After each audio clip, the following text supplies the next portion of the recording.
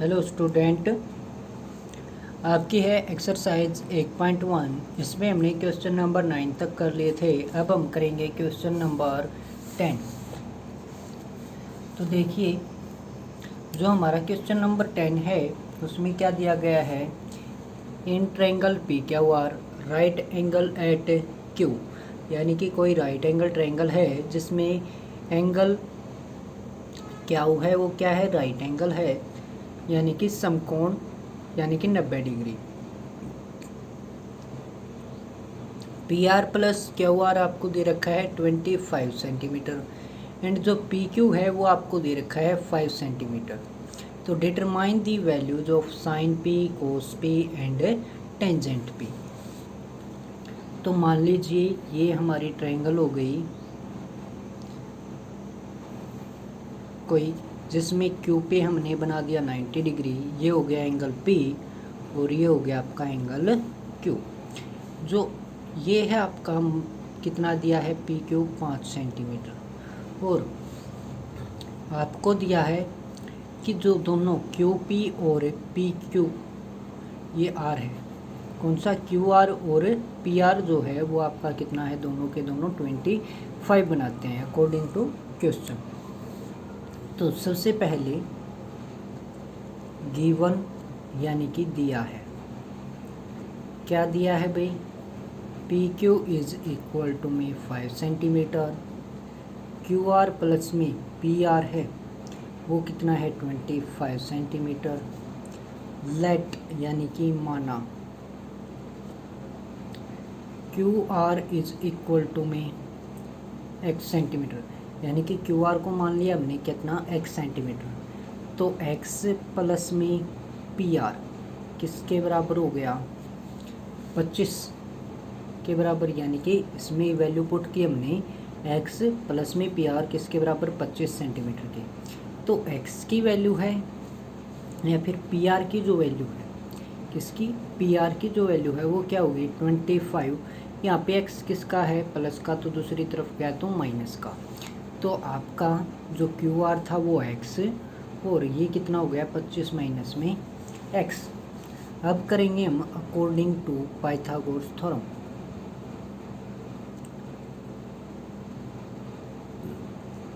यानी कि पाइथागोरस प्रमेय द्वारा, क्या होता है आपका पाइथागोरस प्रमेय, बेस का स्क्वायर प्लस में परपेंडिकुलर का स्क्वायर इज इक्वल टू में हाइपोटेन्यूस का स्क्वायर, यानी कि आधार का स्क्वायर जमा में लंब का स्क्वायर और इक्वल टू यानी कि बराबर होता है किसके, कर्ण के स्क्वायर के। तो यहाँ पे आधार देखोगे कितना है, पी क्यू, यानी कि बेस है आपका पी क्यू, प्लस में परपेंडिकुलर है आपका कौन सा, क्यू आर, यानी कि उसका स्क्वायर, यानी कि लंब है क्यू आर, और इक्वल टू में जो कर्ण है वो आपका है पी आर, उसका स्क्वायर। तो पी की वैल्यू है 5, तो 5 का स्क्वायर, प्लस में क्यू आर की हमने मानी है x, तो x का स्क्वायर, बराबर में जो पी आर है वो आपका आया था 25 माइनस में x और उसका होल स्क्वायर। तो 5 का स्क्वायर 25 प्लस में x स्क्वायर, और a माइनस बी की आइडेंटिटी क्या होती है, a माइनस बी के होल स्क्वायर की आइडेंटिटी, a का स्क्वायर प्लस b का स्क्वायर माइनस 2ab। तो a की जगह है 25, तो 25 का स्क्वायर, b की जगह है आपका x, तो x का स्क्वायर माइनस में 2, a की जगह आपका 50, b की जगह है आपका x। तो ये हो गया 25 प्लस में x square is equal to में कितना आ गया, 25 का स्क्वायर 625 प्लस में एक्स स्क्वायर माइनस में 50 की 25 था आपका यहाँ पे 25, ए की वैल्यू कितनी थी 25। तो माइनस का 50 एक्स हो गया, एक्स स्क्वायर बोथ साइड है, कैंसिल आउट हो गया। तो ये हो गया हमारा माइनस का 50 एक्स है, इधर ले आओ इसको, तो प्लस 50 एक्स प्लस का हो गया, यहाँ पे प्लस का 25 है, दूसरी तरफ कितना है 625 है। तो 50x इज इक्वल टू में कितना हो गया 625, ये 25 प्लस का है, दूसरी तरफ गया माइनस का, कितना रह गया 600। तो x की वैल्यू है वो कितनी हो गई 600 डिवाइडेड बाई 50, 0 से 0 कैंसिल आउट, इसको कट किया तो x की वैल्यू आ गई 12, 12 फाइव कितना होता है 60। तो x की वैल्यू आपको मिल गई 12 अकॉर्डिंग टू पाइथागोरस थ्योरम।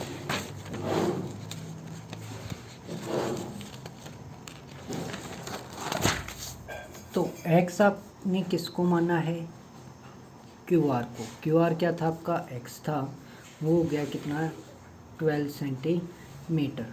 अब आपका PR आपका कितना आया था 25 माइनस में x, तो 13 घटा में नहीं 25 घटा में 12 कितना आ गया आपका 13, यानी कि 25 माइनस 12 इक्वल टू 13। आपकी अब जो ट्रायंगल है वो किस फॉर्म में बन गई है, ये आपका P था, ये आपका Q और ये R। तो PR कितना है 13 और QR है आपका 12 और PQ आपको दिया था 5। और जो आपको डिटरमाइन करना था वो था साइन P। साइन P आपका क्या होता है भाई, परपेंडिकुलर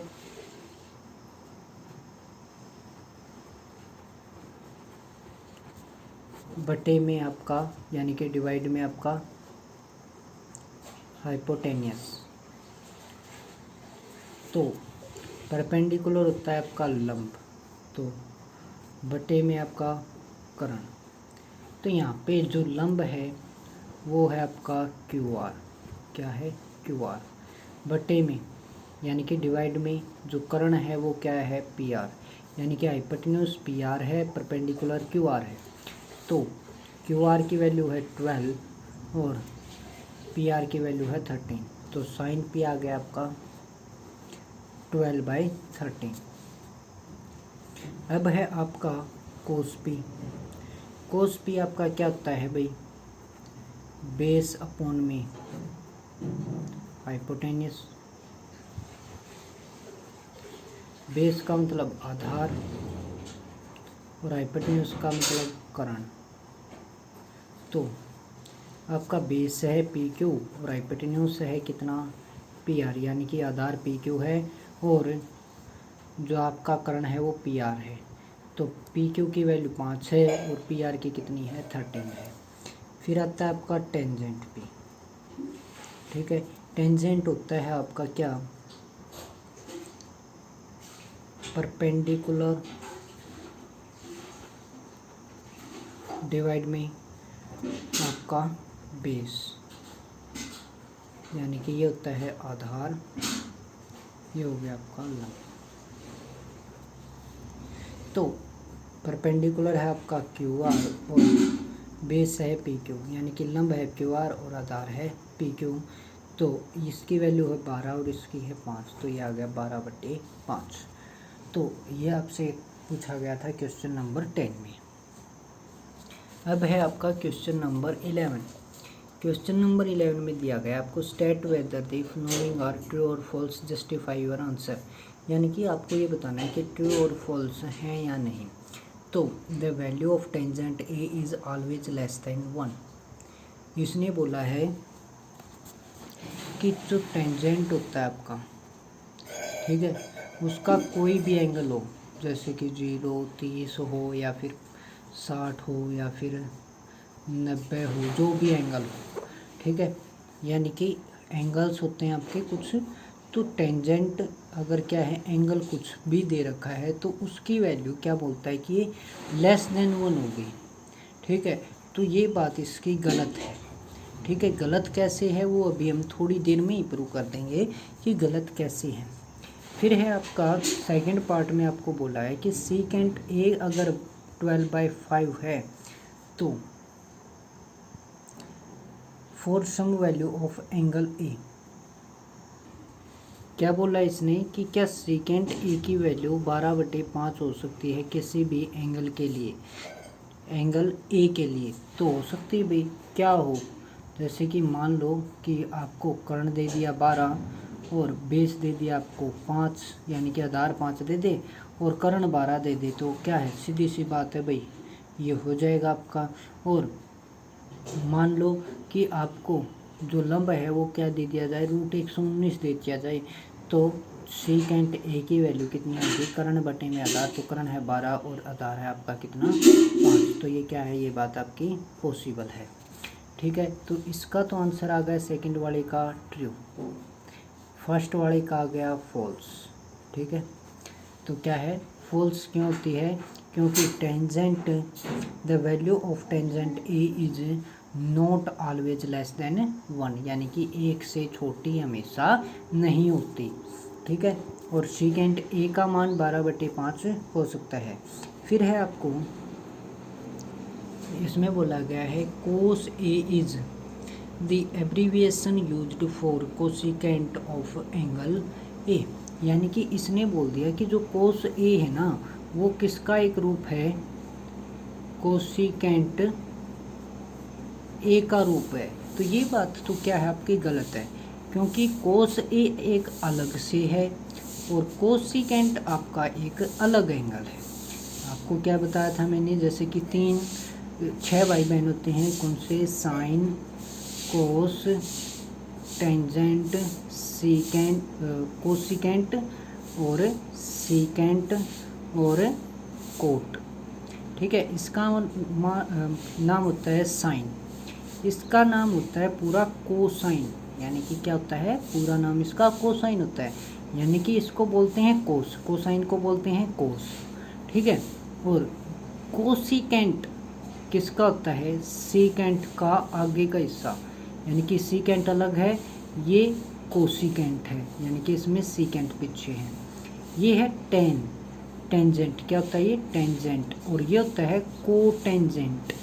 ठीक है, तो क्या आपका जो कोस ए है, यानी कि कोस ए का नाम तो क्या है, कोसाइन है, और कोसिकेंट एक अलग है, यानी कि इसमें तो आइन है और इसमें एंट है। ठीक है, यानी कि दोनों का ही मान लीजिए कि गोत्र ही सेम नहीं है, यानी कि गोत ही सेम नहीं है, तो कैसे सेम मान लेंगे, यानी कि उसी का रूप नहीं होगा, यानी कि कोस आपका एक अलग हिस्सा है और कोसिकेंट आपका एक अलग हिस्सा है, तो दोनों एक ही रूप में नहीं है। फिर इसने बोला है फोर्थ पार्ट में, cot A is the product of cot and A. इसने बोला है कि कोट ए जो होता है ना वो क्या है, कि कोट की और ए की मल्टीप्लाई है। तो ये बात क्या है, यहाँ पे गलत है, क्योंकि कोट ए का मतलब कोट की और ए की मल्टीप्लाई नहीं, बल्कि क्या है, कोट का एंगल है क्या, ए। कोट ए का मतलब क्या होता है, कोट और ये कोई एंगल है, चाहे कहीं कितने भी डिग्री का हो। ठीक है, और ए की इसके साथ मल्टीप्लाई नहीं होती है। ठीक है, ये आपका क्या है, कोट ए क्या है, कोट की और ए की मल्टीप्लाई नहीं होती, तो ये आपका क्या आ जाएगा, फॉल्स। थर्ड वाला भी क्या था, फॉल्स, फोर्थ वाला भी क्या है, फॉल्स, फर्स्ट वाला भी क्या था, फॉल्स, सेकंड वाला क्या था, ट्रू। अब है आपका पांचवा, इसमें फिफ्थ पार्ट में आपको दिया है कि sine theta is equal to 4/3 for some angle theta. क्या जो साइन थीटा होता है क्या वो 4/3 होगा। तो मैंने आपको साइन थीटा की प्रॉपर्टी बताई थी कि परपेंडिकुलर अपॉन में क्या होता है, हाइपोटेन्यूज, यानी कि लंब बटे में कर्ण भाई। ठीक है, तो कोई भी ट्रायंगल हो, ठीक है, तो क्या लंब, जैसे कि इसने बोल दिया कि ऊपर वाला क्या होता है आपका लंब, यानी कि परपेंडिकुलर, कर्ण आपको कितना दे दिया 3, तो ये बात कभी भी पॉसिबल नहीं हो सकती, क्योंकि कर्ण क्या होता है, सबसे बड़ा होता है हमेशा। ठीक है, लेकिन इसने क्या दे दिया, बड़ा तो लंब दे दिया, तो ये बात क्या है, ट्रू नहीं है, तो इसका भी आंसर क्या आ जाएगा, फॉल्स। ठीक है, because hypotenuse is not less than base and perpendicular, यानी कि जो कर्ण होता है वो कभी भी आपका लंब से और आधार से छोटा नहीं होता। Hypotenuse is not less than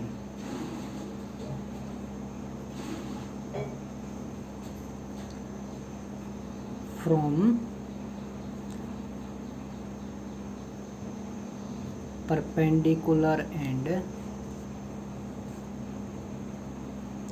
base, यानी कि कर्ण कभी भी आधार और लंब से छोटा नहीं होता।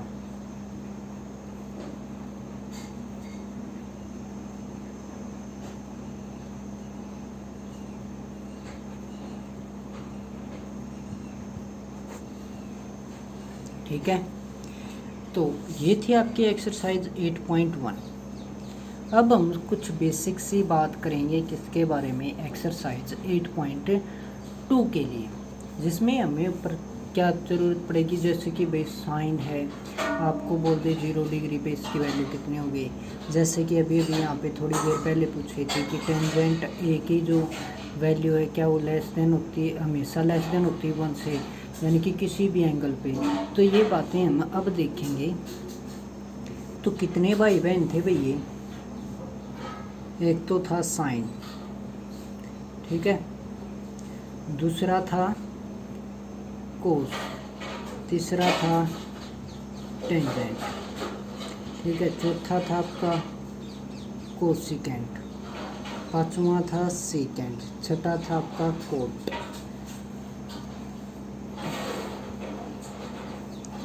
इनकी वैल्यूज देखेंगे, कितने डिग्री पे, 0 पे, 30 डिग्री पे, 45 डिग्री पे, 60 पे और 90 पे भाई। ठीक है, तो सबसे पहले आप सभी को गिनती आती होंगी। साइन वाली वैल्यू देखिए, ठीक है, केवल एक साइन की वैल्यू निकाल लोगे तो आपको सभी की वैल्यूज का पता होगा। सबसे पहले साइन की वैल्यू के लिए 0, 1, 2, 3 और 4 तक गिनती आनी चाहिए आपको। ठीक है, कितने तक, 4 तक। सभी के नीचे 4 4 कर दो, कितना कर दो, 4 4 4। ठीक है, सभी का रूट कर दो, फिर क्या कर दो, सभी का रूट कर दो। ठीक है, क्या, सबसे पहले 0 से लेके 4 तक गिनती, स्टार्टिंग वाले में 0, फिर 30 डिग्री वाले में 1 और 45 डिग्री वाले में 2, 60 डिग्री वाले में 3 और 90 वाले में 4। सभी के नीचे 4 4। ठीक है, तो अब देखिए 0/4 का रिजल्ट क्या होता है, 0। तो 0 का रिजल्ट क्या हो गया, 0 का अंडर रूट क्या हो गया, 0। यानी कि साइन अगर 0 डिग्री बोला जाए तो उसकी वैल्यू क्या आती है, 0।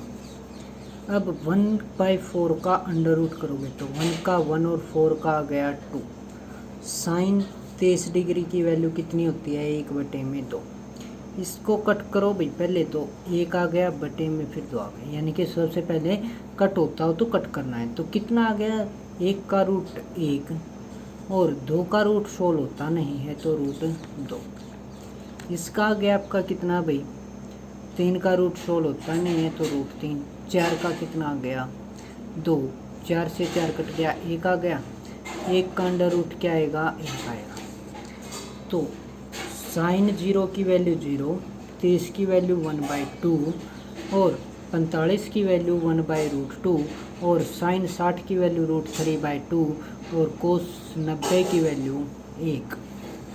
तो ये बात आ गई भाई समझ में सभी को कि क्या करना है, 0 से लेकर 4 तक गिनती लिखो, सबके नीचे 4 4 लिखो और क्या करो, जो जितना छोटा होता है उसको छोटा करके उसका अंडर रूट कर दो। तो आपको साइन 0 की, 30 की, 45 की, 60 की और 90 की वैल्यू मिल जाएगी। और आपको जो वैल्यू याद रखनी है वो 0 की, 30 की, 45, 60 और 90 की रखनी है। कहीं ये मत पूछ के बैठ जाना है कि सर 50 की क्यों नहीं निकाली, 15 की क्यों नहीं निकाली, 75 की क्यों नहीं निकाली। तो जितनी भी आपको काम आने वाली हैं वो आपकी ये है, ठीक है। फिर साइन का हो गया काम पूरा भी। अब कोस की वैल्यू देखनी हो ना, तो सीधी सी बात है, बिल्कुल आसान, कि साइन जो 90 का था ना उससे स्टार्ट हो जाओ। यहाँ पे कितनी थी, वहाँ पे 1 थी, तो 1 को उठा के यहाँ पे ले आओ। फिर इससे आगे वाले को क्या थी, √3/2। फिर उससे आगे वाले में 1/√2। फिर उससे आगे वाले में 1/2 और फिर उससे आगे वाले में 0, ठीक है। जो अब सिंगल सिंगल वैल्यू ना उनके नीचे 1 कर दीजिए। कितना कर दो, 1 कर दो, ठीक है। इसमें भी कर दो, इसमें भी कर दो, ठीक है। यानी कि 1/1 का मतलब तो 1 ही होता है, ठीक है। जो सिंगल वैल्यू थी यानी कि जो ऊपर ऊपर थी उनके नीचे एक एक लगा दीजिए। लगा दिया। साइन की वैल्यू को पीछे से लिखना स्टार्ट कर दो कोस वाली में। 1 था तो 1, √3/2 था तो √3/, फिर 1/√2, फिर 1/2 और फिर ये 0/1। अब टेंजेंट के लिए मैंने ना आपको एक फार्मूला बताया था। टेंजेंट कुछ भी हो तो वो क्या होता है, साइन बटे में कोस होता है। तो क्या होता है, साइन बटे में कोस। तो भाई ये था आपका 0/1, और इसके डिवाइड में भी डिवाइड करेंगे, यानी कि साइन के बटे में कोस करेंगे, तो इसका मतलब क्या है, उल्टा करके लिख देना मल्टीप्लाई में। तो ये आ गया 0/1, और इसका मतलब क्या होता है, 0 भाई, क्या होता है, 0, ठीक है। तो ये आ गई टेंजेंट की कहाँ पे वैल्यू, 0 पे। फिर ये है आपका 1/2, ये है कितना, √3/2। या फिर एक काम करो, यहीं से कट करके देख लो, 1 से 1 गया, 0/, में क्या रह गया, 1, 0/1 का मतलब 0। दोनों के नीचे 2 है, कैंसिल आउट हो गया। ऊपर है 1, नीचे है √3, तो क्या आएगा, 1/, में √3 आएगा, ठीक है। एक काम तो ये है। या फिर अलग अलग करके देखो तो 1/2, इसको डिवाइड के भी डिवाइड में है तो पलट के मल्टीप्लाई में, तो 2 ऊपर आएगा, √3 नीचे, तो 2 से 2 कैंसिल आउट, क्या आ जाएगा, 1/√3। अब इसमें देखिए दोनों की दोनों वैल्यू सेम है, तो क्या आ गया, 1। अब नीचे दोनों के 2 है, कैंसिल आउट हो गया, तो ऊपर है √3, नीचे है 1, और ये क्या है, 1/, में 1, यानी कि 1 से 1 कैंसिल आउट हो गया, ऊपर रह गया 1 और नीचे रह गया 0। अगर किसी को भी हम 0 से भाग करते हैं ना तो वो इनफाइनाइट होता है, यानी कि अपरिभाषित। क्या होता है, अपरिभाषित, नॉट डिफाइन। क्या होता है, नॉट डिफाइन, यानी कि अपरिभाषित। क्या होगा, अपरिभाषित, ठीक है। अब जो सिंगल वैल्यू आई है उसके नीचे 1 कर दीजिए, ठीक है। यानी कि आपको पता होना चाहिए, जब ये क्या है, बस टेबल बनाने के लिए सिंगल वैल्यू के नीचे 1 करना, नहीं तो सिंगल ही रहने दो, ठीक है। अब हमें पता है भाई जो साइन होता है ना उसके विपरीत हमेशा कौन सा चलता है, कोसिकेंट भाई साहब चलते हैं। कौन से, कोसिकेंट। यानी कि ये 0/1 है ना, तो कोसिकेंट क्या बोलेगा, मैं तो 1/0 हूँ, यानी कि इसका उल्टा ही चलना है मुझे। और किसी के भी नीचे 0 तो वो क्या होता है, नॉट डिफाइन। नॉट डिफाइन का मतलब अपरिभाषित, ठीक है भाई। फिर ये 1/2 था तो ये क्या होगा, 2/1 होगा, ठीक है। ये 1/√2 था ना, तो ये क्या होगा, √2/1 था। और ये √3/2 है ना, तो ये क्या होगा, 2/√3 होगा। और ये 1/1 है ना, तो ये भी 1/1 ही होगा, यानी कि 1 बनेगा। फिर भी जैसे कि हमें पता है कि सीकेंट किसका उल्टा होता है, कोस भाई साहब का होता है, तो क्या आएगा, 1/1 का मतलब 1, ठीक है। ये √3/2 था तो ये क्या होगा 2/√3 होगा। ये 1/√2 है ना तो ये √2/1 होगा, और ये 1/2 है ना तो ये 2/1 होगा, और ये 0/1 है ना तो ये 1/0 होगा, यानी कि नॉट डिफाइंड बाई। ये वाली बात यहाँ पे, यानी कि जैसे कि साइन वाले के उल्टे लेके चले थे ना कोस में, यानी कि यहाँ से स्टार्ट हुए थे, तो वही काम है। 1/1, 2√3, √2/1, 2/1, और नॉट डिफाइन तो नॉट डिफाइन। अब रह गए हमारे कोट भाई साहब। कोट भाई साहब किसके उल्टे होते हैं? टेंजेंट के। तो ये 0/1 है ना तो ये 1/0 होंगे, और इसका मतलब भाई नॉट डिफाइन, यानी कि किसी के नीचे 0 आ जाए ना तो वो हो गया नॉट डिफाइन। ठीक है, और अपरिभाषित, क्या हो गया? अपरिभाषित।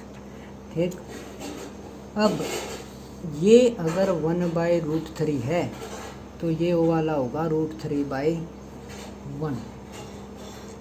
फिर है ये 1/1 तो ये होगा 1/1 ये √3/1 है ना तो ये होगा 1/√3, और ये 1/0 है ना तो ये हो जाएगा 0/1, और 0/1 का रिजल्ट होता है आपका 0। ठीक है, तो ये हो गया आपका कोट का मामला फिक्स। ये तो थी आपको टेबल समझाने का तरीका। ठीक है, इसमें आपको इन सभी की जो वैल्यूज है ना वो याद होनी चाहिए। जैसे कि मैं बोलूँ को टेंजेंट आपका 45 डिग्री क्या होता है भाई? 1। कोसिकेंट आपका 90 डिग्री क्या होता है भाई? 1। आपको ये याद होना चाहिए। ठीक है, अगर आपको याद नहीं होता है तो आपको क्या है, ये टेबल बनानी आनी चाहिए, ताकि अलग से आप बिना याद किए इसको बना सको, और जब भी आपको ज़रूरत पड़े वैल्यू देखने की फटाक से देख लो। वैसे मैथ में आपकी टेबल दी गई है, ये रही। ठीक है, मैथ में टेबल आपको दी गई है, टेबल नंबर 8.1, जो कि आपको नोटबुक में राइट करनी है एक्सरसाइज 8.2 स्टार्ट होने से पहले। और इसको निकालते कैसे हैं उसका तरीका मैंने आपको बता दिया है। Thank you.